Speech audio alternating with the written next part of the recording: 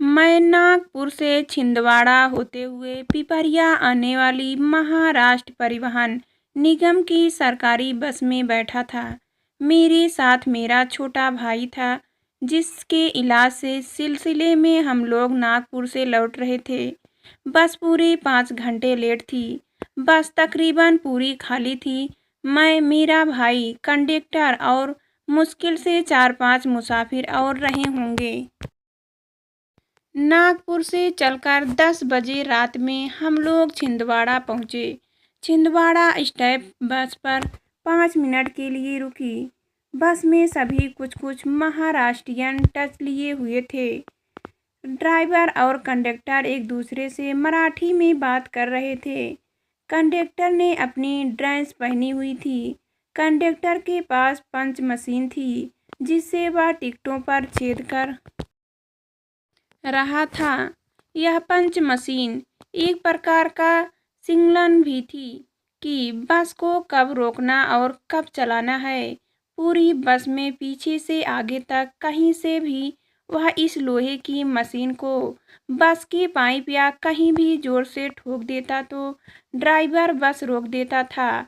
हमारा सफ़र बहुत ज़्यादा लंबा था और मेरा भाई बीमार होने की वजह से सो रहा था। इस कारण मैं हर चीज़ का बारीकी से मुआयना कर रहा था। बस छिंदवाड़ा से चली थी कि कंडक्टर ने अपनी पंच मशीन ठोकी। चौराहे से एक होमगार्ड बस में चढ़ा।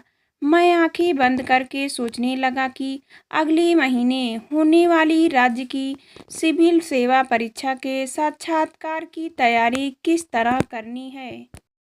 मैं एमए पूर्वार्ध का विद्यार्थी था और मेरा एकमात्र लक्ष्य सिविल सेवा की परीक्षा उत्तीर्ण करना था। मैंने प्रारंभिक और मुख्य परीक्षा अच्छी तरह से पास कर ली थी। अब मेरा साक्षात्कार होने वाला था। अपनी तैयारी के प्रति मैं आश्रित था और मुझे विश्वास था कि मेरा चयन किसी न किसी पद के लिए हो जाएगा।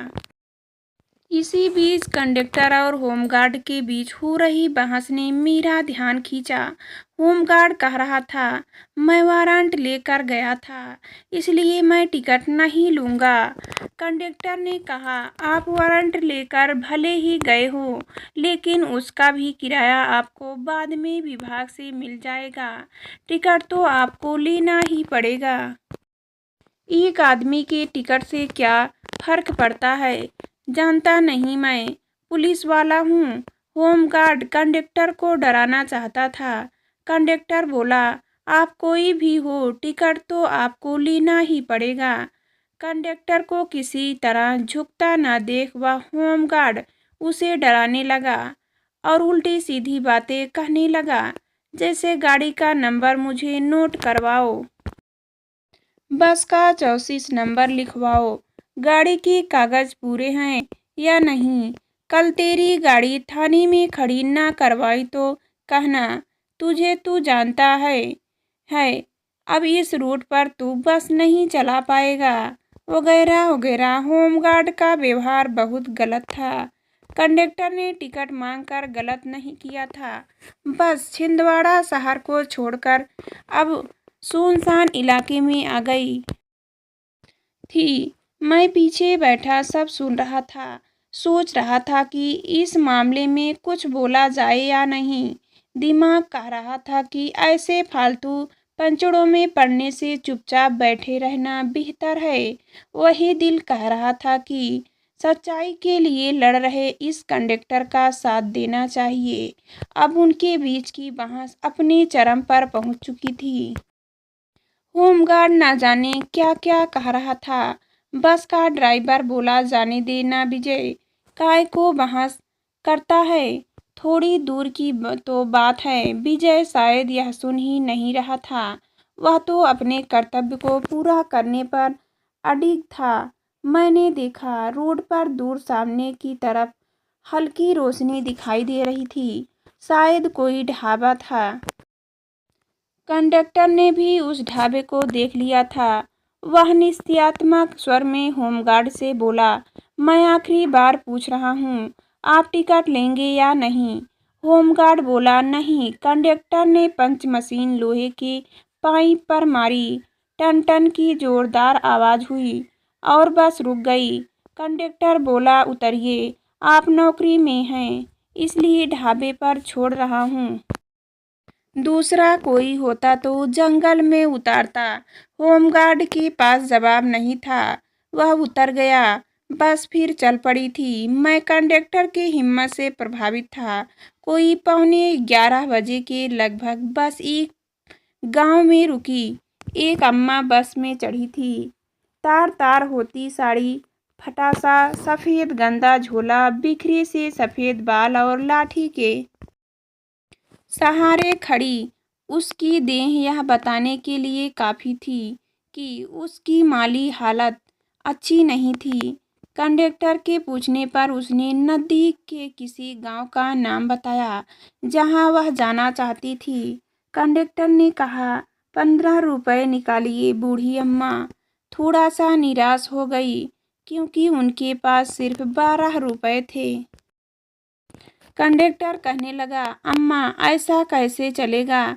मैं टिकट बना रहा हूँ, 15 रुपये, मतलब 15 रुपये में सारी बातें सुन रहा था। मैंने सोचा अम्मा का किराया मैं दे दूँगा। इस बीच अम्मा ने अपनी मजबूरी और गरीबी बताई। जाहिर था कि वह सच बोल रही थी। कंडक्टर बोला, आज तो मैं तुम्हारे टिकट का 3 रुपये कम कर देता हूँ, लेकिन आगे की बस में बैठना तो पूरे 15 रुपये लेकर, समझी। मैं कंडक्टर की ओर ही देख रहा था। उसने मुझे देखा और मुस्कुरा दिया। एक ढाबे पर बस रुकी। वहाँ मैंने कंडक्टर से बातचीत की और उसके कर्तव्य व्यवहार की प्रशंसा की। मैं उससे बहुत प्रभावित था। उसने अपने बारे में बताया कि उसका नाम विजय है और वह 2 साल से कंडक्टरी कर रहा है। जो भी बस में बैठेगा वह टिकट लेकर ही बैठाएगा। बिना टिकट किसी को यात्रा नहीं कराना है। घर में एक बूढ़ी माँ है और वह है 2 लोगों का गुजारा। कंडक्टरी की नौकरी में चल जाता है। मैंने उससे कहा कि हमेशा ऐसे ही रहना और साथ में यह भी कि न जाने दोबारा जिंदगी में कब मुलाकात हो। रात करीब 2 बजे हम पिपरिया बस स्टैंड पहुँचे। एक दूसरे से हाथ मिलाकर अपने अपने रास्तों पर रवाना हो गए। इस घटना के 1 महीने बाद मेरा इंदौर में इंटरव्यू हुआ, जो बहुत अच्छा रहा। मेरा चयन डीएसपी के लिए हो गया। हालांकि आज मैं ड्यूटी कलेक्टर के पद पर हूँ, लेकिन उस वाक़ये को भूला नहीं हूँ और शायद जिंदगी भर भूल नहीं पाऊंगा। आज भी ड्यूटी पर हर वक्त यह कोशिश करता हूँ कि मैं ड्यूटी कलेक्टर रहते हुए उस कंडक्टर की हिम्मत और गरीबी की प्रति उसके हृदय में बसी ममता को अपने जज्बातों में उतरकर ड्यूटी कर सकूं। कंडक्टर विजय, मैं इस देश में तुम जैसे सच्चे सिपाहियों को सैल्यूट करता हूँ।